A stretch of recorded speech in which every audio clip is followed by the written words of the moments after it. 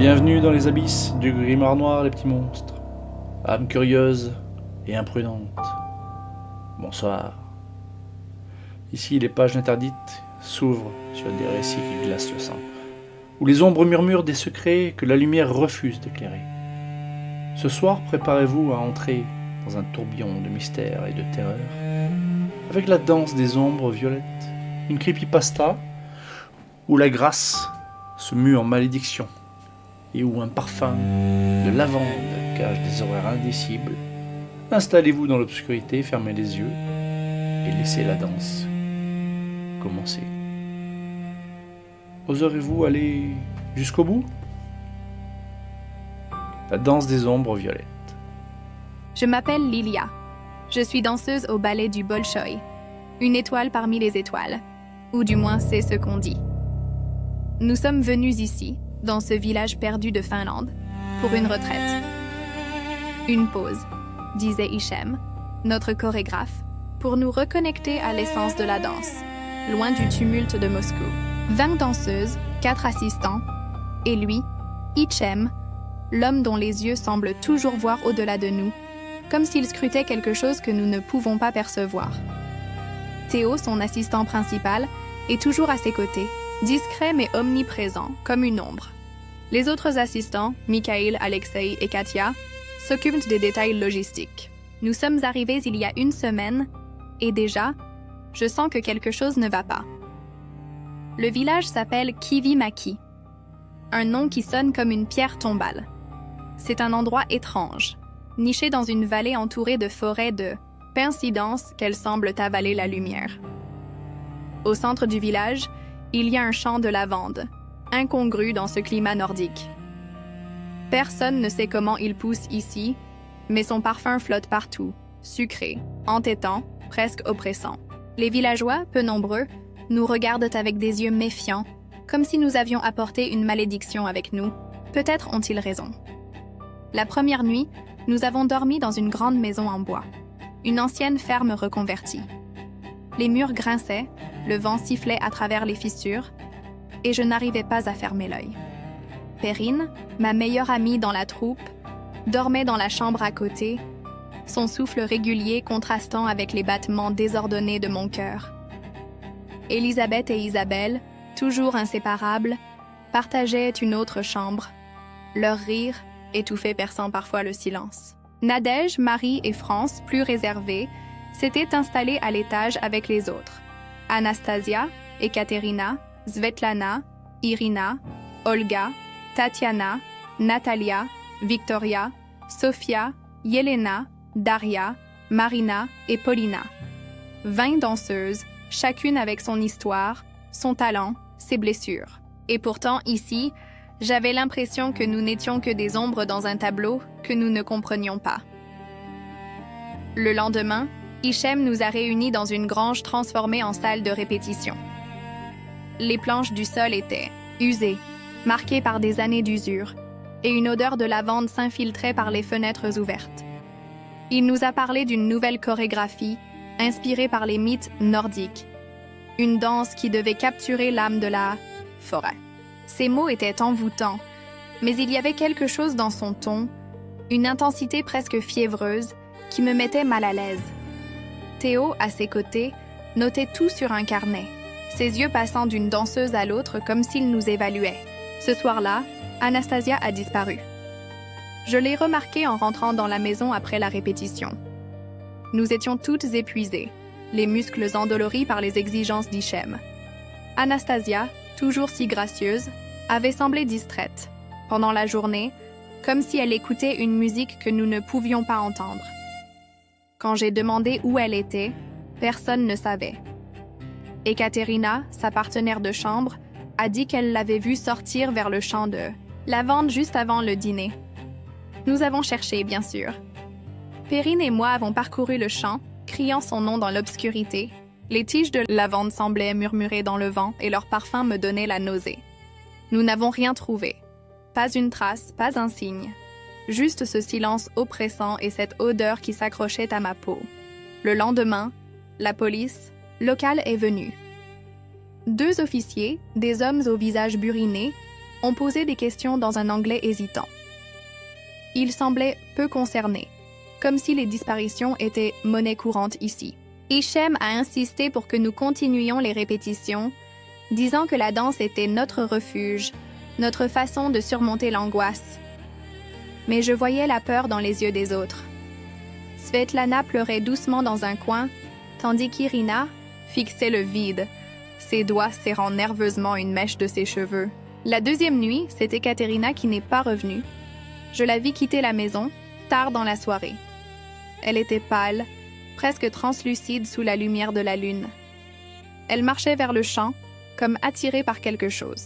J'ai voulu la suivre, mais mes jambes refusaient de bouger, comme si une force invisible me clouait sur place. J'ai appelé Perrine, Elisabeth et Isabelle, mais elles dormaient profondément, et je n'ai pas osé les réveiller. Le lendemain, matin, Ekaterina n'était plus là. Ses affaires étaient intactes, son lit parfaitement fait, comme si elle n'avait jamais existé. La panique a commencé à s'installer. Nadège parlait de rentrer à Moscou, mais Hichem a refusé, disant que nous devions rester unis. Là, j'ai regretté avoir donné mon portable comme nous toutes à Hichem avant de partir, une mise au vert, il disait. Théo, toujours silencieux, nous observait avec une intensité qui me donnait des frissons. Les villageois, eux, évitèrent notre regard. Une vieille femme, en passant près de la maison, a murmuré quelque chose en finnois, un mot qui ressemblait à Nwata, sorcière. J'ai senti un froid glacé me parcourir l'échine. La troisième nuit, Svetlana a disparu. Je l'ai entendue chanter, une mélodie douce et étrange, alors qu'elle se dirigeait vers le champ. Sa voix était différente, comme si elle ne lui appartenait plus. J'ai essayé de la rattraper, mais la porte de la maison s'est refermée, derrière moi, et quand je l'ai rouverte, le champ était vide. Le parfum de lavande était si fort que j'ai cru m'évanouir. J'ai réveillé Perrine, Elisabeth et Isabelle, et nous avons cherché ensemble, nos lampes torches balayant les tiges violettes. Rien. Juste cette odeur, ce silence et l'impression que quelque chose nous observait depuis les arbres. Les jours suivants, la peur s'est transformée en paranoïa. Chaque craquement dans la maison, chaque ombre dans le champ, me faisait sursauter. Marie et France passaient leur journée à prier, tandis qu'Olga et Tatiana refusaient de sortir de leur chambre. Hichem, lui, devenait de plus en plus étrange. Il parlait de la danse comme d'un rituel, d'une offrande à quelque chose d'ancien. Théo notait tout, ses yeux brillants d'une lueur que je ne comprenais pas. Les autres assistants, Mikhaïl, Alexei et Katia, semblaient aussi nerveux que nous, mais ils obéissaient à Hichem sans poser de questions. Une à une, les danseuses ont continué à disparaître. Irina, puis Olga, puis Tatiana. Chaque nuit, le même scénario. Une mélodie dans le vent, une silhouette s'éloignant vers le champ, et le matin, plus rien. Le parfum de lavande devenait insupportable, s'infiltrant dans mes rêves, où je voyais des ombres danser dans un cercle de pierres, leurs yeux brillant d'un violet surnaturel. Je commençais à me demander si je perdais la raison. Une semaine après notre arrivée, il ne restait plus que 8 d'entre nous. Perrine, Elisabeth, Isabelle, Nadège, Marie, France, Natalia et moi. Les assistants étaient toujours là, mais je ne leur faisais plus confiance. Surtout Théo. Il y avait quelque chose dans son regard, une froideur qui me terrifiait. Hichem, lui, semblait presque exalté, comme s'il attendait quelque chose.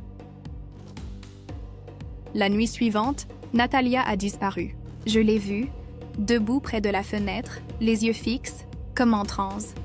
Elle murmurait des mots que je ne comprenais pas, dans une langue qui n'était ni le russe ni le finnois. J'ai essayé de la retenir, mais mes mains ont traversé son bras comme si elle n'était déjà plus là. Le lendemain, son lit était vide, et une tache violette, presque noire, marquait le sol de sa chambre. Je ne dormais plus. Chaque bruit, chaque ombre me faisait trembler. Perrine, Elisabeth et Isabelle restèrent près de moi, mais je voyais la peur dans leurs yeux. Nadège parlait de sorcières, de légendes locales sur des Nwata qui dansèrent dans les champs pour invoquer des forces anciennes. Marie et France, elles, s'accrochaient à leurs prières, mais leur voix tremblait. La nuit d'après, c'est Marie qui a disparu. Je l'ai vue s'éloigner, pieds nus, vers le champ, une expression vide sur le visage. France a hurlé, essayant de la rattraper, mais elle est revenue seule, en larmes. Le lendemain, France était partie aussi. Nadège a disparu la nuit suivante, son lit marqué par la même tache violette. Il ne restait plus que nous quatre. Perrine, Elisabeth, Isabelle et moi.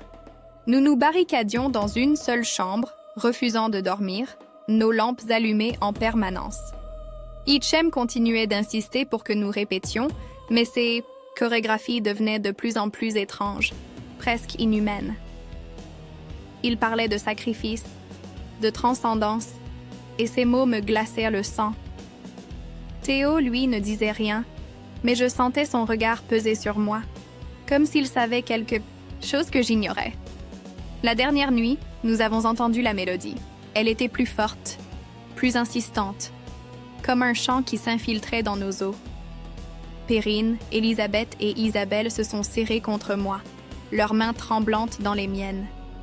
J'ai fermé les yeux, essayant de bloquer le son, mais il s'amplifiait, accompagné par le parfum de lavande, si intense que j'avais l'impression de me noyer. Puis, j'ai vu le cercle de pierre. Pas dans le champ, mais dans mes rêves, ou peut-être dans la réalité. Je ne savais plus.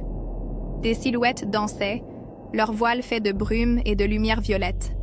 Leurs yeux brillaient, et je reconnaissais les visages d'Anastasia, Ekaterina, Svetlana et toutes les autres. Elles dansaient, mais leurs mouvements étaient saccadés, comme des marionnettes manipulées par des filles invisibles. Au centre, une silhouette plus grande, indistincte, semblait diriger le rituel. Ses contours ondulaient, comme si elle n'appartenait pas à ce monde. Et son regard, si on pouvait appeler ça un regard, me transperçait, comme si elle voyait directement dans mon âme. Une voix, grave et gutturale, résonnait dans ma tête. Danse, Lilia. Danse pour nous. Je me suis réveillée en sursaut, le cœur battant si fort que j'avais l'impression qu'il allait exploser. Perrine, Elisabeth et Isabelle étaient là, serrées contre moi dans la petite chambre où nous nous barricadions. Leurs visages étaient pâles, leurs yeux écarquillés, reflétant la même terreur que la mienne. La lampe à pétrole vacillait, projetant des ombres tordues sur les murs de bois. L'odeur de lavande, cette maudite odeur, s'infiltrait par les fissures, si épaisses que j'avais l'impression de l'avaler à chaque inspiration. La mélodie était toujours là, dehors, dans le vent, un chant doux et cruel qui semblait nous appeler. « On ne peut pas rester ici », ai-je murmuré, la voix tremblante. Perrine a hoché la tête, ses doigts serrant mon poignet si fort que ça faisait mal. Elisabeth et Isabelle se sont rapprochées, leur respiration rapide et saccadée. Nous savions toutes les quatre que cette nuit était différente. Les disparitions. Anastasia, Ekaterina, Svetlana, Irina, Olga, Tatiana, Natalia, Victoria, Sofia, Yelena, Daria, Marina, Paulina, Nadège, Marie, France n'étaient pas des coïncidences. Quelque chose dans ce village, dans ce champ de lavande, nous traquait. Et ce soir, ça venait pour nous. J'ai jeté un coup d'œil à la porte barricadée. Nous avions empilé des chaises et une commode devant, mais les coups avaient commencé 1 heure plus tôt. Des coups lents, méthodiques, comme si quelqu'un ou quelque chose testait notre résistance. Parfois, ils s'arrêtaient et c'était presque pire, parce que le silence qui suivait était rempli de cette mélodie insidieuse, de ce parfum de lavande qui me brûlait les poumons. J'ai essayé de me convaincre que c'était Hichem, ou Théo, ou les autres assistants, Mikhail, Alexei, Katia, qui tentèrent de nous faire sortir. Mais au fond de moi, je savais que ce n'était pas humain. Il faut partir, maintenant. Ma voix était à peine audible, mais elles ont toutes acquiescé. Nous avons enfilé nos manteaux, nos chaussures, tout ce que nous pouvions attraper dans l'obscurité. J'ai attrapé un tisonnier près de la cheminée, le seul objet qui ressemblait vaguement à une arme. Perrine a pris une lampe, Elisabeth un couteau de cuisine, et Isabelle s'est contentée de serrer un chapelet entre ses doigts tremblants. Nous avons dégagé la barricade, chaque grincement du bois amplifiant notre terreur. Les coups avaient cessé, mais la mélodie était plus forte, presque assourdissante, comme si elles venaient de l'intérieur de nos têtes. Quand j'ai ouvert la porte, l'odeur de lavande m'a frappée comme une vague. Le couloir était plongé dans l'obscurité, mais une lueur violette, pulsante, filtrait par les fenêtres. J'ai avancé, le tisonnier brandi devant moi, mes amis sur mes talons. La maison semblait différente, les murs paraissaient se tordre, comme s'ils respiraient.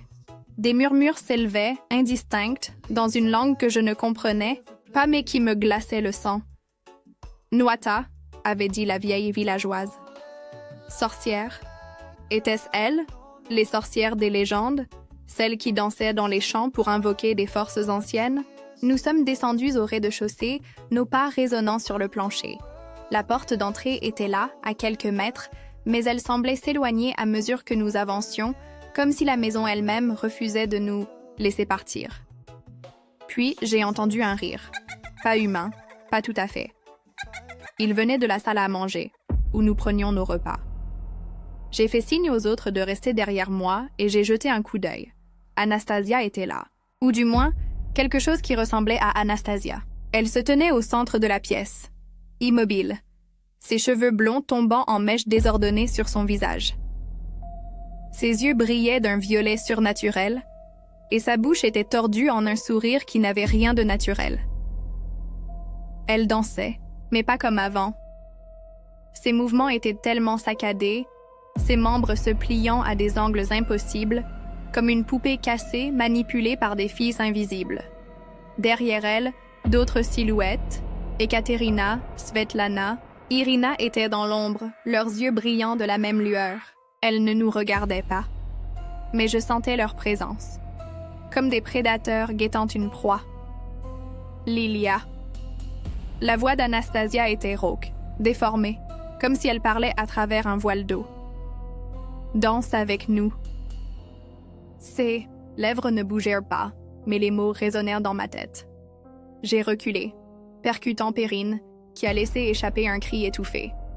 Les silhouettes se sont tournées vers nous, leurs têtes pivotant d'un coup, synchrones, inhumaines. J'ai attrapé la main d'Isabelle et j'ai couru vers la porte d'entrée, ignorant les cris d'Élisabeth qui trébuchait derrière nous, mais qui s'est vite relevée pour nous suivre. Mais la porte était verrouillée, pas avec une serrure normale. Elle était scellée par une matière visqueuse, violette, qui pulsait comme une veine vivante.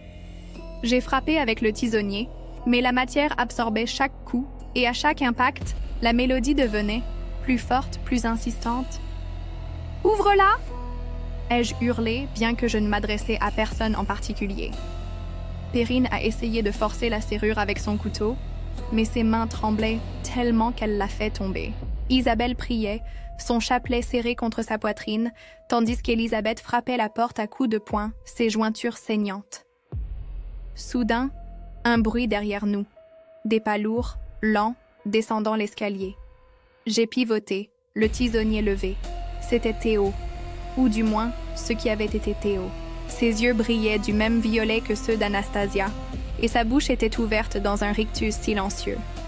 Il tenait son carnet, mais les pages étaient couvertes de symboles étranges, comme des runes tracées dans une encre noire et luisante. « Vous ne pouvez pas partir », a-t-il dit, mais sa voix était multiple, comme un chœur de murmures. La danse doit continuer. J'ai poussé un cri et j'ai frappé avec le tisonnier. Il a vacillé, mais il n'est pas tombé. Au lieu de cela, il a levé une main, et une force invisible m'a projeté contre le mur. Perrine a hurlé, attrapant mon bras pour me relever. Élisabeth ramassa le couteau et le planta dans le bras de Théo, mais il n'a pas réagi. Le sang qui coulait était violet, épais, et il s'évaporait en une brume qui sentait la lavande. « Par ici !» ai-je crié, entraînant les autres vers la cuisine, où une porte donnait sur l'arrière de la maison. Mais quand nous sommes arrivés, la cuisine était un cauchemar. Les murs étaient tous couverts de taches violettes, pulsantes, et les ustensiles flottaient dans l'air, comme suspendus par des fils invisibles. Au centre de la pièce, Hichem se tenait debout, immobile, son regard fixé sur nous. Ses yeux étaient noirs, sans pupilles, et sa bouche murmurait des mots que je ne comprenais pas. Autour de lui, Mikhaïl, Alexei et Katia étaient agenouillés, leur corps secoué de spasmes, comme s'ils étaient possédés. Leurs yeux brillaient et leurs mains tracèrent des cercles dans l'air, comme s'ils dansaient sans bouger. Lilia a murmuré Hichem, sa voix s'enroulant autour de moi comme une corde. Tu es l'étoile, la dernière. Danse pour elle. J'ai senti mes jambes trembler, comme si elles voulaient obéir. Mais j'ai résisté, serrant le tisonnier jusqu'à ce que mes mains saignent. Courez! Ai-je hurlé aux autres. Nous avons contourné Hichem, évitant les silhouettes convulsées des assistants, et nous avons atteint la porte arrière. Mais dehors, le champ de lavande nous attendait. Les tiges s'élevaient, plus hautes qu'avant, formant un mur vivant qui bloquait le chemin. La mélodie était partout, dans l'air, dans le sol, dans nos têtes. J'ai vu des ombres bouger entre les tiges, des silhouettes de nos amis disparus, leurs corps tordus, leurs visages figés dans des sourires grotesques. Anastasia était là, ses bras se pliant à l'envers, ses yeux fixés sur moi. « Danse, Lilia », murmurait-elle, et les autres ont repris, un chœur de voix brisée. « Danse, danse, danse ». Perrine a trébuché et j'ai vu une main violette, faite de brume, surgir du sol et attraper sa cheville. J'ai frappé avec le tisonnier et la main s'est dissoute, mais Perrine pleurait, ses yeux écarquillés de terreur. « Ne les écoute pas !» ai-je crié, l'attirant vers moi. Elisabeth et Isabelle étaient juste derrière, leurs visages maculés de larmes et de sueur. Nous avons couru à travers le champ, les tiges de lavande s'accrochant à nos vêtements, griffant notre peau comme des griffes acérées. Chaque pas était une lutte, comme si le sol lui-même essayait de nous avaler. Nous avons atteint la lisière du champ, où une vieille route menait au village voisin. Mais là, les villageois nous attendaient. Leurs yeux brillaient d'une même lueur violette, leurs bouches murmuraient cette même mélodie. Ils avançaient lentement, leurs mouvements saccadés, comme ceux des danseuses disparues. Une vieille femme, celle qui avait parlé de Noitat, tenait une torche dont la flamme était violette, projetant des ombres tordues sur le sol. « Vous ne pouvez pas partir », affirma-t-elle, sa voix résonnant comme un écho de celle d'Hichem. J'ai poussé Perrine, Elisabeth et Isabelle derrière moi, brandissant le tisonnier. « Restez derrière moi !» ai-je hurlé, bien que ma voix tremblait. J'ai frappé la vieille femme, mais elle n'a pas reculé. Sa peau s'est déchirée, révélant une matière violette, pulsante, qui s'élevait en volutes de fumée. Les autres villageois avançaient, leurs mains tendues, leurs doigts tordus comme des branches mortes. J'ai senti la mélodie s'infiltrer dans mon esprit, essayant de me faire plier, de me faire danser. Mais je ne pouvais pas abandonner. Pas maintenant. Pas après tout ce que nous avions vu. J'ai attrapé une branche sur le sol et j'ai frappé encore et encore, jusqu'à ce que les villageois reculent.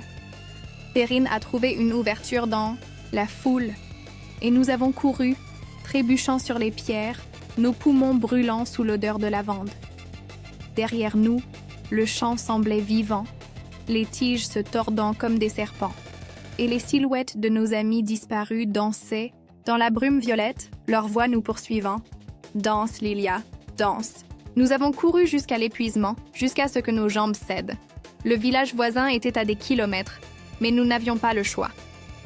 Chaque fois que je regardais en arrière, je voyais des ombres dans la forêt, des yeux violets scintillant entre les arbres.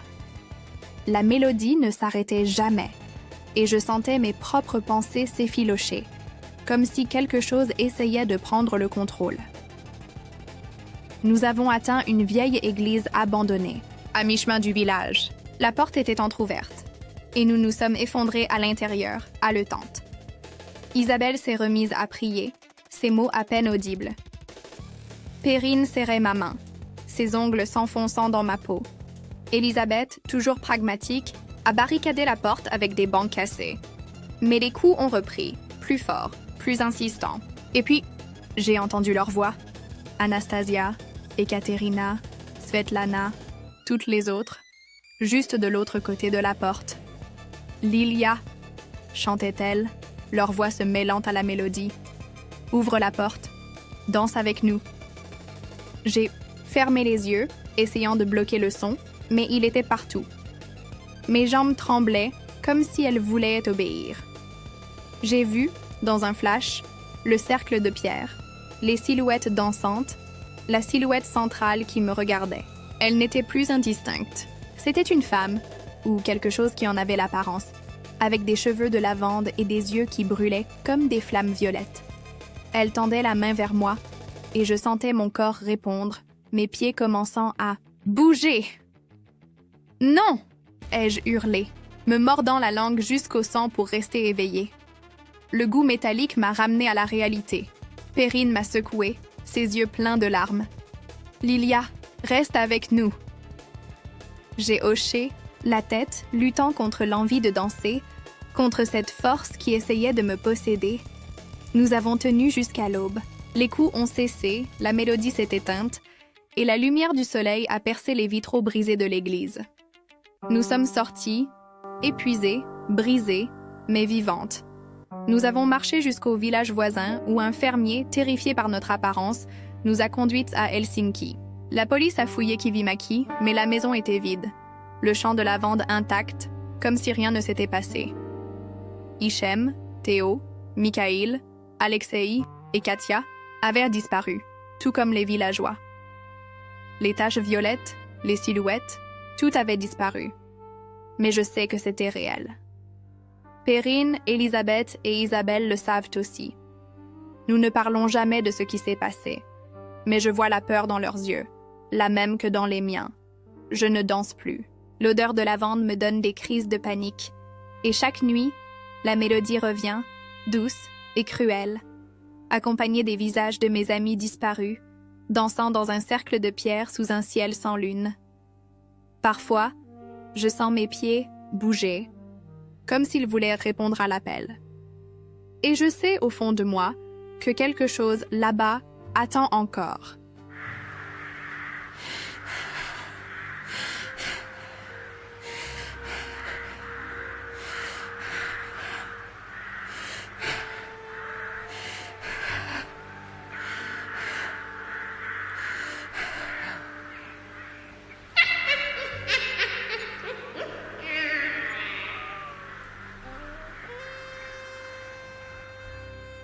Je m'appelle Lilia, et je ne suis plus la même. Les journaux ont appelé ça le scandale de Kivimaki. Les disparitions de 16 danseuses du ballet du Bolchoï, d'Hichem, de Théo, de Mikhail, d'Alexei et de Katia ont fait trembler le monde. Les gros titres hurlaient « Mystère en Finlande, tragédie au cœur de la forêt ». Les autorités finlandaises ont fouillé le village, le champ de lavande, la maison, mais ils n'ont rien trouvé. Pas une trace, pas un indice, comme si nous n'avions jamais été là. Les villageois de Kivimaki, ceux qui restaient, se taisaient, leurs regards fuyant pleins de secrets. Mais le monde voulait des réponses, et nous, les survivantes, Perrine, Elisabeth, Isabelle et moi, étions les seuls à pouvoir témoigner. L'affaire a pris une tournure inattendue lorsque le Vatican s'en est mêlé. Quelques mois, après notre fuite, des hommes en noir sont venus nous chercher à Moscou. Des exorcistes envoyés par le pape lui-même, disait-il. Ils parlaient de forces anciennes, de rituels païens, enfouis dans les forêts nordiques. Nous avons été convoqués au Vatican, un voyage que je n'oublierai jamais. Dans une salle froide, sous les regards scrutateurs de prêtres, au visage grave, nous avons raconté notre histoire. Les ombres dansantes, les yeux violets, la mélodie qui nous poursuivait. Ils nous ont écoutés en silence, leurs doigts serrant des crucifix. L'un d'eux, un vieil homme aux yeux perçants, a murmuré un mot en latin, « maledictum », malédiction. Ils nous ont bénis, nous ont donné des médailles de Saint-Michel, mais leur regard disait qu'ils savaient quelque chose que nous ignorions. Ils ont promis d'envoyer une équipe à Kivimaki, mais je doute qu'ils aient trouvé quoi. Que ce soit. Ce qui vit dans ce champ ne se laisse pas capturer. Nous sommes revenus au Bolchoï, mais rien n'est plus comme avant. Quand nous dansons, Perrine, Elisabeth, Isabelle et moi, l'odeur de lavande nous suit. Elle surgit sans prévenir, douce et cruelle, s'infiltrant dans l'air au milieu d'une pirouette ou d'un grand jeté. Les autres danseurs ne la sentent pas, mais nous savons. Elle est là, invisible, nous observant depuis les ombres du théâtre. Parfois, en fermant les yeux sur scène, je vois le cercle de pierre, et les visages d'Anastasia, d'Ekaterina, de Svetlana, dansant dans une brume violette. Leurs yeux me fixent et leurs lèvres murmurent « Danse, Lilia, danse, pour nous. » Nous ne parlons jamais de Kivimaki. Pas entre nous, pas avec les autres.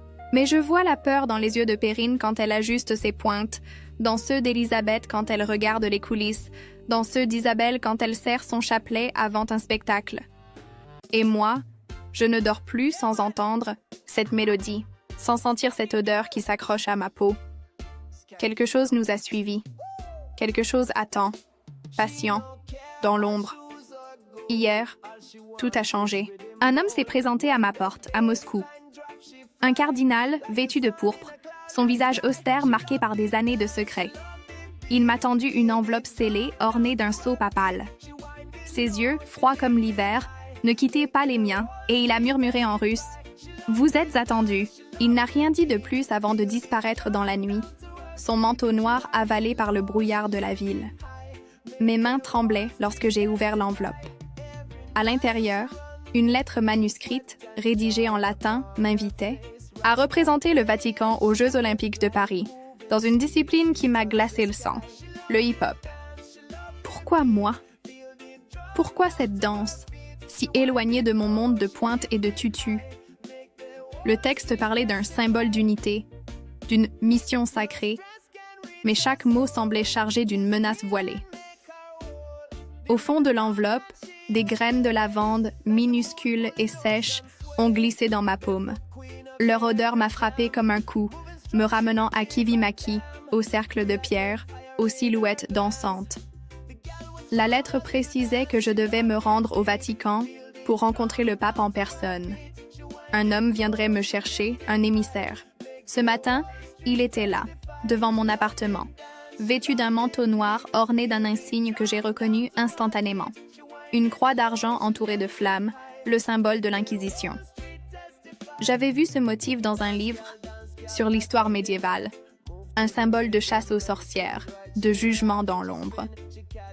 Il n'a pas donné son nom, mais ses yeux, d'un gris pâle, semblaient en voir à travers moi. « Préparez-vous, Lilia », a-t-il dit, sa voix basse comme un murmure du vent. Le voyage commence. Je pars demain pour le Vatican, seule, sans Perrine, Elisabeth ou Isabelle. L'odeur de lavande me suit, plus forte que jamais, et je sens la mélodie dans mes rêves, plus insistante, comme un appel que je ne peux ignorer. Qui est cet homme? Pourquoi le Vatican m'a-t-il choisi pour danser, pour représenter quelque chose que je ne comprends pas? Et ces graines, ces maudites graines, que signifient-elles? Je ne sais pas ce qui m'attend à Rome, mais une chose est certaine. La danse n'est pas terminée, et ce qui m'a traqué à Kivimaki n'a pas fini de jouer. Le voyage vers Rome fut un cauchemar voilé de silence. L'homme à l'insigne de l'Inquisition, une croix d'argent cernée de flammes, luisant sur son manteau noir, ne parlait pas, ses yeux gris comme des lames scrutant l'horizon à travers la fenêtre du train. Son silence pesait plus, lourd que des chaînes, et l'odeur de lavande, subtile mais omniprésente, semblait émaner de lui, ou peut-être de moi. À l'arrivée, la place Saint-Pierre s'étendait devant le Vatican, immense et écrasante, ses colonnades semblant murmurer des secrets anciens sous le ciel plombé. J'étais intimidée, minuscule face à cette grandeur, mon cœur battant, au rythme d'une mélodie que je voulais oublier. Des gardes suisses, leurs uniformes éclatants contrastant avec leurs regards froids, m'ont escorté à travers des couloirs ornés d'or et de fresques, où chaque pas résonnait comme un jugement. Le salon privé du pape était un sanctuaire de luxe oppressant. Tenture de velours pourpre, candélabres d'argent scintillant et un encensoir exhalant un parfum de lavande si intense qu'il me brûlait la gorge. Lui, le pape, trônait, au centre, sa silhouette blanche irradiant une aura presque divine, ses yeux perçant l'obscurité comme s'il voyait au-delà du monde. Sur une table d'ébène, un manuscrit ancien montrait des esquisses de danse en spirale, marquées de runes violettes, et une inscription « Parisiis, clavis aperiatur ». Lilia, sa voix résonna, profonde, comme un écho du ciel et de « l'abîme ». À Paris, ta danse ouvrira une porte. Mais prends garde, ce que tu as fui te suit toujours. Chaque mot semblait sceller mon destin, et dans l'ombre, j'ai cru voir l'insigne de l'Inquisition scintiller, comme un avertissement, que la mission à venir n'était pas une célébration, mais un pas vers l'inconnu.